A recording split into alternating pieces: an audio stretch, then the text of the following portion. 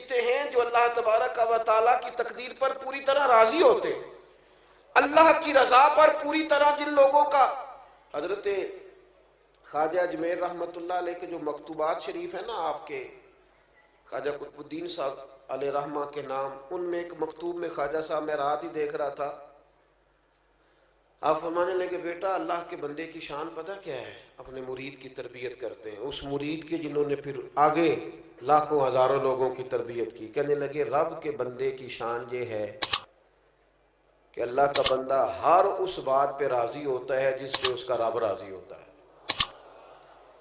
حضرت ابراہیم ابن ادہم نے ایک دفعہ کہا تھا نا، دنیا میں جو کچھ ہو رہا ہے میری مرضی سے ہو رہا ہے، تو ہر بندے کا ہاضمہ ٹھیک نہیں ہوتا، بعض لوگ پریشان ہو گئے، کہنے لگے بابا سارا کچھ تیری مرضی سے ہو رہا ہے، یہ بہت بڑی بات کر دی، سارا کچھ یہ کیسے؟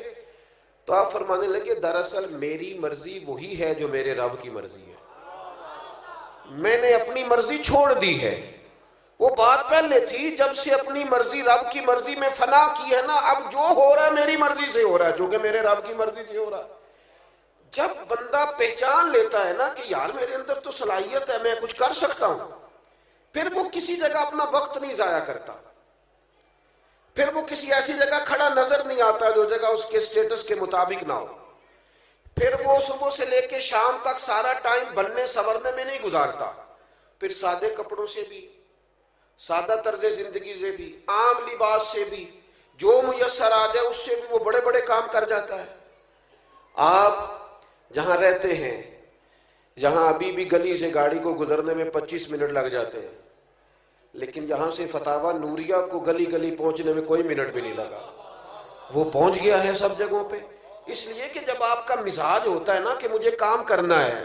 اعلیٰ حضرت بریلوی رحمۃ اللہ علیہ کے زمانے میں کہاں اتنی جدت تھی، کہاں اتنا کچھ پہنچایا جا سکتا تھا، کیسے ایک منٹ میں ہر چیز جگہ جگہ پہنچائی جا سکتی تھی، لیکن ان کو پتا تھا میں لکھوں گا، میں کام کروں گا، پیچھے اخلاص تھا، جب خلوص ہوتا ہے تو پھر اللہ تعالیٰ اس کام کو پھیلا دیتا ہے۔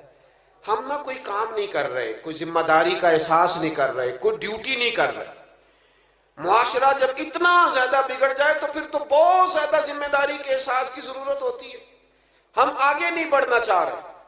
ایک تو اگر کوئی شخص کام بھی کرتا ہے تو وہ الجھ جاتا ہے روزی روٹی کے چکر میں، جتنے لوگ اپنے بچوں کی تربیت کرتے ہیں، دینی لوگ ہوں الا ماشاءاللہ یا دنیاوی ہوں، وہ صرف روزی روٹی کمانے کے طریقے بتا، اس کا نقصان یہ ہوتا ہے کہ بچے روحانی طور پر کمزور ہو جاتے ہیں، اخلاقی طور پر ان کے اندر وہ جرأت ہی پیدا نہیں ہوتی، وہ خوبصورتی جو ایک خوبصورت مسلمان نوجوان کے اندر ہونی چاہیے، وہ صبر کی، شکر کی، قناعت کی دولت جو کسی بندہ مومن کا حسین زیور ہے، وہ ہمارے بچوں کے پاس نہیں ہوتا۔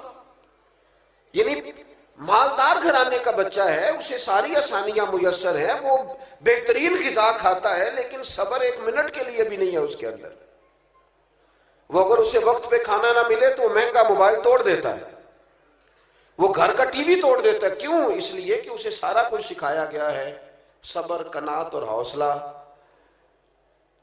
وہ تو لاڈلا سمجھ کے اس کے ساتھ وقت گزار رہا ہے، لیکن اس کی بیوی کہتی ہے کہ کاش اسے کچھ تھوڑے اور طریقے بھی بتائے جاتے، کچھ اور سلیقے بھی سکھائے جاتے۔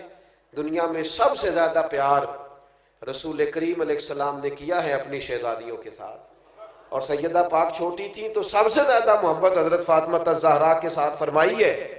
لیکن آپ پڑھ لیں تاریخ، دیکھ لیں کتب احادیث، صحیح حدیث میں ملے گا، حضرت فاطمہ الزہرا رضی اللہ تعالیٰ عنہ نے جب آ کے عرض کیا یا رسول اللہ صلی اللہ تعالیٰ علیہ وسلم، یہ مقدس ہاتھوں پہ چھالے چکی پیس پیس کے پڑ گئے، اور اگر ایک کنیز مل جائے، غلام مل جائے تو کام کاج میں میرا ہاتھ بٹائے گا، اور آئی اس دروازے سے پر ہیں جس سے کبھی کوئی خالی گیا ہی نہیں۔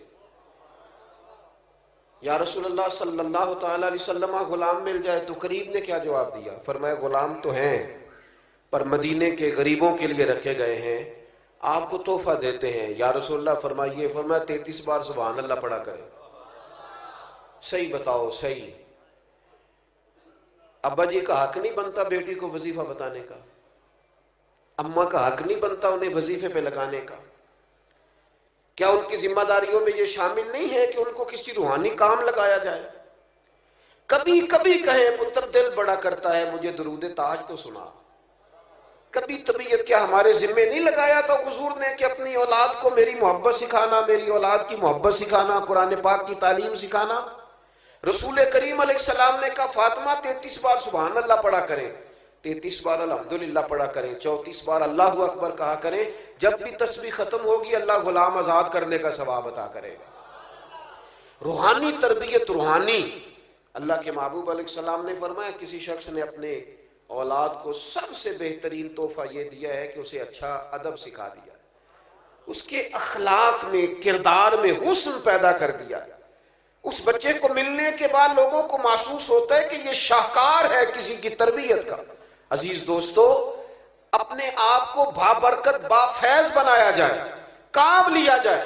ہمارے ہاں اگر کوئی شخص کام کرتا بھی ہے تو وہ زیادہ سے زیادہ، میں نا اپنے دوستوں سے اکثر کہتا ہوں، کئی دفعہ نا وہ کسی میڈیا کے پلیٹ فارم پہ دیکھ کے نا کوئی صاحب آ جاتے ہیں اور ان کے آنے پر شرمندگی ہوتی ہے. ایک شخص نے وہ 14 گھنٹے کا سفر طے کیا ہے اور بیچارہ بڑے شوق سے آیا ہے، بڑے درد سے آیا ہے.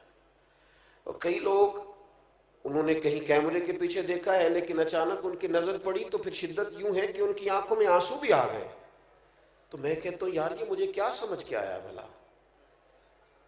اس کا خیال ہوا ہے کہ میں اسے حضور کے دین کی بات بتاؤں گا، اس کا خیال ہے کہ میں اسے کتاب و سنت سے جوڑوں گا. یہ کیا سمجھ کے آیا ہے؟